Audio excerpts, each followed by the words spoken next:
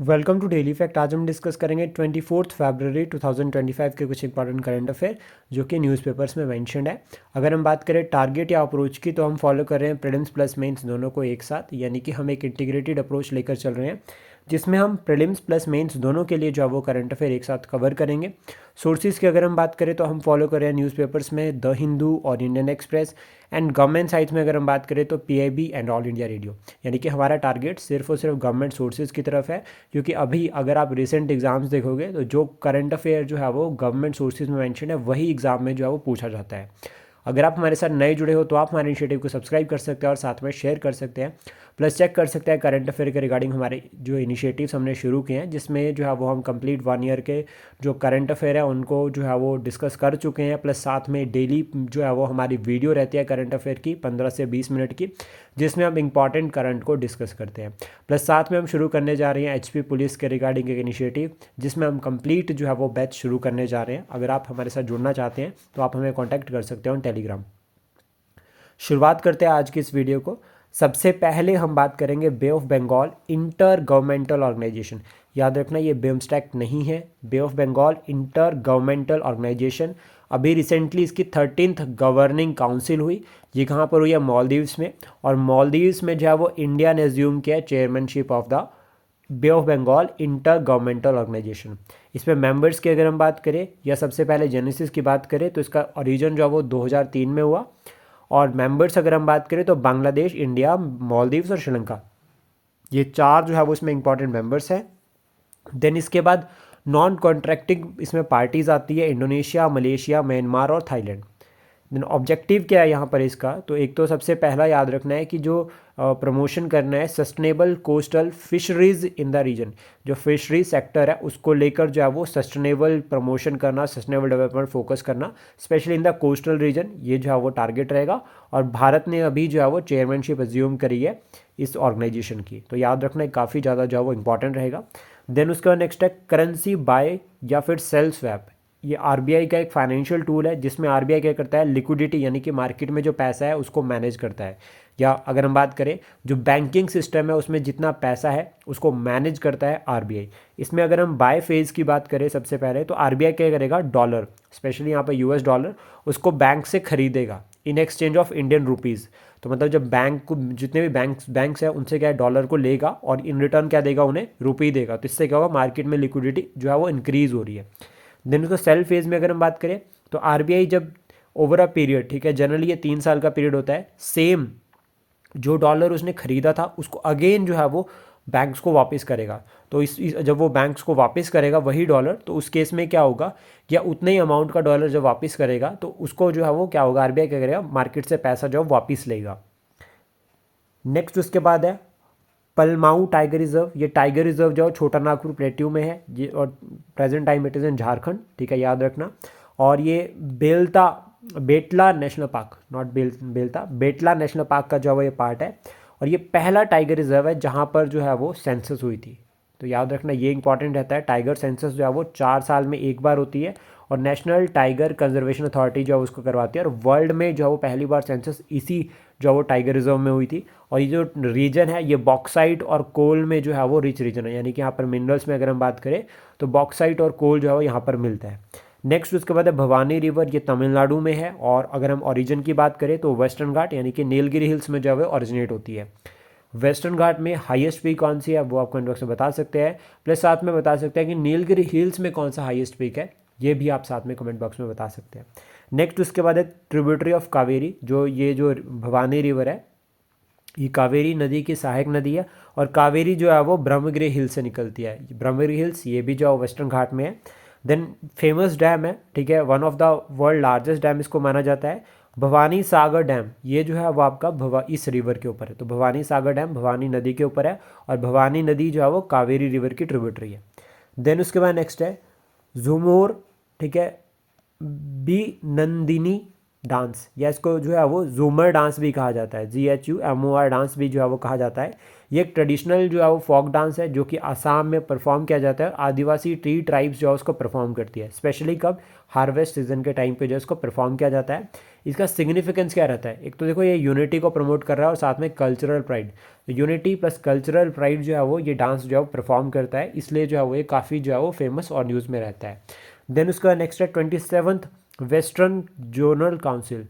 27th western zonal council की meeting अभी recently कहाँ पर हुई है, पुणे महाराष्ट्र में, और इसको चेयर किसने किया, यूनियन होम मिनिस्टर ने जो है वो इसको चेयर किया है। और रिप्रेजेंटेटिव की अगर हम बात करें तो यहाँ पे गुजरात, गोवा, महाराष्ट्र के रिप्रेजेंटेटिव थे, प्लस साथ में दादरा एंड नगर हवेली और दमन एंड दीव यूनियन टेरिटरी है, इनके रिप्रेजेंटेटिव भी जो है वो यहाँ पर थे।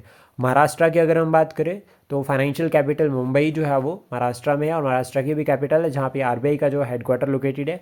आरबीआई का भी प्रेजेंट टाइम पे अगर हम बात करें जो गवर्नर बने हैं उनका नाम आप कमेंट बॉक्स में बता सकते हैं। प्लस महाराष्ट्र में आपको अजंता, एलोरा और एलिफेंटा केव्स देखने को मिलेगी, ये इंपॉर्टेंट जो आपको याद रखना है। और एलिफेंटा केव का नाम जो पोर्चुगीज़ ने रखा था, और जो आपकी अजंता और एलोरा केव्स है, अजंता केव्स अगर हम बात करें तो वो बुद्धिज़्म से लिंक करती है, और एलोरा केव्स अगर हम बात करें तो बुद्धिज़्म, जैनिज़्म और हिंदुज़्म से लिंक करती है। अजंता केव्स में 29 केव्स है, और इसमें अगर हम एलोरा में बात करें तो 34 केव्स। देन जो आपकी एलिफेंटा केव्स है वो सिर्फ और सिर्फ लिंक करती है किसके साथ, बुद्धिज़्म के साथ। एक तो ये पॉइंट हो गया। सेकंड आपको याद रखना है कि त्र्यंबकेश्वर है महाराष्ट्र में, जहाँ से जो है वो गोदावरी रिवर निकलती है, ठीक है। और सबसे इंपॉर्टेंट पॉइंट एक और, कि यहाँ से जो है वो कृष्णा रिवर निकलती है, दैट इज़ इन महाबलेश्वर। तो महाबलेश्वर से कृष्णा निकलती है, वो भी वेस्टर्न घाट महाराष्ट्र का ही पार्ट है। नेक्स्ट उसके बाद जो टॉपिक रहता है that is 9th Asia economic dialogue. ये अभी 2025 का जो है ये कहाँ पर हुआ, पुणे में, और इसको को होस्ट किया है मिनिस्टर ऑफ एक्सटर्नल अफेयर और साथ में पुणे इंटरनेशनल सेंटर, इन दोनों ने को होस्ट किया इसको। और यहाँ पर टारगेट क्या किया जा रहा है या फोकस क्या जा रहा है, इकोनॉमिक चैलेंजेस को डिस्कस करना। डिफरेंट जो अगर हम बात करें कंट्रीज़ है, मतलब लाइक ग्लोबल जो लीडर्स हैं उनको यहाँ पर बुलाया गया, और डिस्कशन जो यहाँ पर हुआ है स्पेशली एशिया के जो लीडर्स हैं उनको यहाँ पर बुलाया गया, और फिर सोल्यूशन ढूंढने की कोशिश जो है यहाँ पर साथ में की गई है।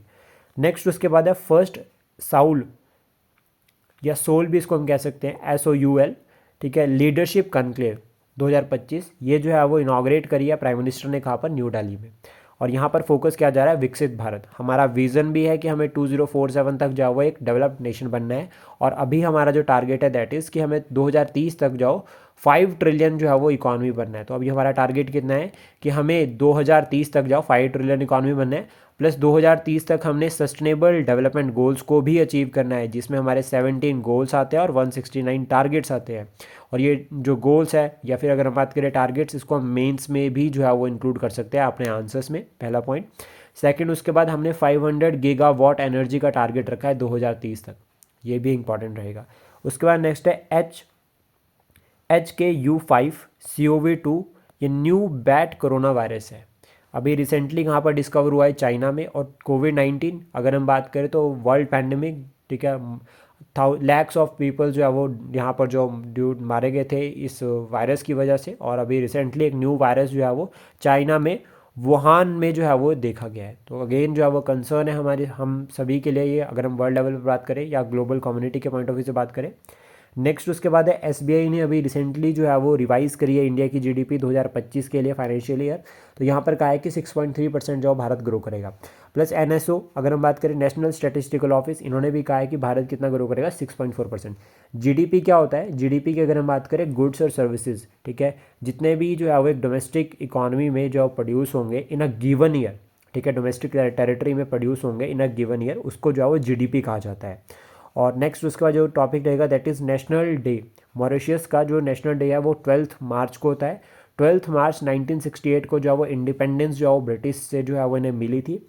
और अभी ये रिसेंटली न्यूज़ में इसलिए है क्योंकि चीफ गेस्ट जो है वो भारत के प्राइम मिनिस्टर होंगे, यानी कि भारत के प्राइम मिनिस्टर मॉरिशस जाएंगे एज अ चीफ गेस्ट, ठीक है, नेशनल डे को अटेंड करने के लिए। उसका नेक्स्ट है first Indian American FBI director. तो ये जो है वो काश पटेल बने, अभी रिसेंटली इनको अपॉइंट किया गया। शक्तिकांत दास जो कि फॉर्मर RBI गवर्नर थे, तो 2018 से लेकर 2024 तक जो है वो RBI के गवर्नर है।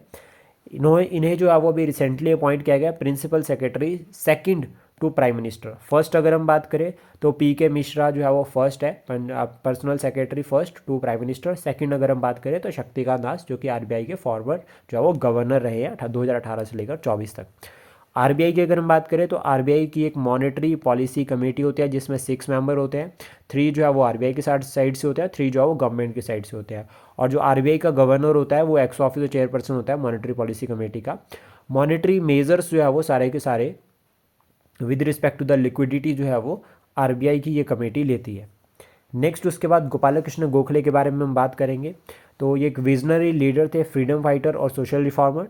इनका बर्थ महाराष्ट्र में हुआ था और ये फेमस थे अपनी बजटरी स्पीच के लिए। बजटरी स्पीच जो है देते थे जिसमें जो है वो ब्रिटिश सरकार के जो इकोनॉमिक मेजर्स थे, ठीक है, जो वो पॉलिसीज़ लेकर आते थे उनकी जो है वो आलोचना करते थे, ठीक है, उनके अगेंस्ट जो वॉइस रेज करते थे।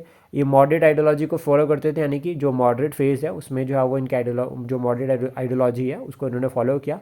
कॉन्स्टिट्यूशनल वे में जो है वो इन्होंने रिफॉर्म्स की डिमांड करी और फ्रीडम की और स्वराज की। 1905 का एक बनारस सेशन हुआ था जिसके ये प्रेसिडेंट बने थे और 1905 में ही सर्वेंट ऑफ इंडिया सोसाइटी बनाई थी टू सर्व द सोसाइटी। और पॉलिटिकल गुरु जो है वो महात्मा गांधी के जो है वो गोपाल कृष्ण गोखले थे, यानी कि गांधी जी जो है पॉलिटिकल गुरु मानते थे गोपाल कृष्ण गोखले को। एक पुणे सार्वजनिक सभा थी जो कि एमजे रानडे ने बनाई थी। इसके जो है वो सेक्रेटरी भी रहे हैं, प्लस साथ में इन्होंने दक्कन सभा बनाई थी इन्होंने 1895 में। तो याद रखना ये भी इंपॉर्टेंट रहेगा। अब ये इसलिए क्यों इंपॉर्टेंट है, देखो इनकी डेथ एनिवर्सरी को अभी जो है वो रिसेंटली जो है वो ट्रिब्यूट जो है वो पे किया गया। एक तो पहला पॉइंट ये आता है। सेकंड अगर हम बात करें फिर यहाँ पर हमारे जो प्राइम मिनिस्टर है उन्होंने जो है वो गोपाल कृष्ण गोखले जी का जो हमारे फ्रीडम स्ट्रगल में जो रोल रहा है उसको याद किया, प्लस साथ में जो है वो उनकी जो आइडियोलॉजी थी, उन्होंने जो भारत के लिए जो ड्रीम देखे उनको जो है वो इंक्लूड करने की बात किया गवर्नमेंट पॉलिसीज़ में। जिससे क्या होगा कि अगर हम बात करें रिस्पेक्ट जो हमने उनकी डेथ एनिवर्सरी पर उनके लिए जो पे करी है, इससे क्लियरली जो ये मैसेज जाता है कि उनकी जो आइडियोलॉजी थी लाइक कॉन्स्टिट्यूशनल वे या कॉन्स्टिट्यूशनलिज्म, या फिर अगर हम बात करें वेलफेयर ऑफ सोसाइटी या डीपीएसपी में जिस तरह से सर्वेंट ऑफ इंडिया सोसाइटी की अगर हम बात करें तो सर्व करना, तो सेम एज डीपीएसपी भी जो है वो गवर्नमेंट को जो गाइड करते हैं तो वो इंक्लूड करते हैं एस्पिरेशंस या जो विजनरी आइडियोलॉजी थी हमारे फ्रीडम फाइटर्स की। प्लस आपको एक पॉइंट आपको और यहाँ पर याद रखना है कि एक तो गोपाल कृष्ण गोखले और दूसरी साइड थे आपके जो अगर हम बात करें एक्सट्रीमिस्ट दैट इज़ बाल गंगाधर तिलक। और बाल गंगाधर तिलक और गोपाल कृष्ण गोखले में जो आइडियोलॉजिकल डिफरेंसेस जो वो देखने को जो है वो हमें मॉडर्न हिस्ट्री में जब हम पढ़ते हैं तो वहाँ पे जो है वो इसको लेकर मेंस में भी क्वेश्चन बनता है। नेक्स्ट उसके बाद एट द एंड कुछ इंपॉर्टेंट क्वेश्चंस रहेंगे जिसमें सबसे पहला IPCC inter governmental panel on climate change, ये कौन से ईयर में एस्टेब्लिश किया गया ये आप कमेंट बॉक्स में बता सकते हैं। यूपीएससी चेयरमैन अभी प्रेजेंट टाइम पे कौन है। Highest peak in Aravalli hills, जो अरावली हिल्स है उसमें हाईएस्ट पीक कौन सी है। देखो अरावली हिल्स का जो extension that is from Gujarat to Delhi, ठीक है, तो उसमें हाईएस्ट पीक कौन सी है वो आपको कमेंट बॉक्स में बतानी है। हम ऑलरेडी इसको डिस्कस कर चुके हैं करंट अफेयर की क्लासेस में।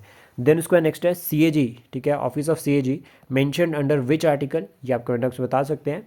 देन उसके बाद नेशनल गर्ल चाइल्ड डे कब होता है ये भी आप कमेंट बॉक्स में बता सकते हैं। तो टोटल जो है वो 5 क्वेश्चन है जिनके आंसर्स आप कमेंट बॉक्स में कर सकते हैं। आई होप जितने भी करंट अफेयर हमने आज डिस्कस किए हैं ये आपको एग्जाम के लिए हेल्प करेंगे। Thank you, please support share and subscribe daily fact.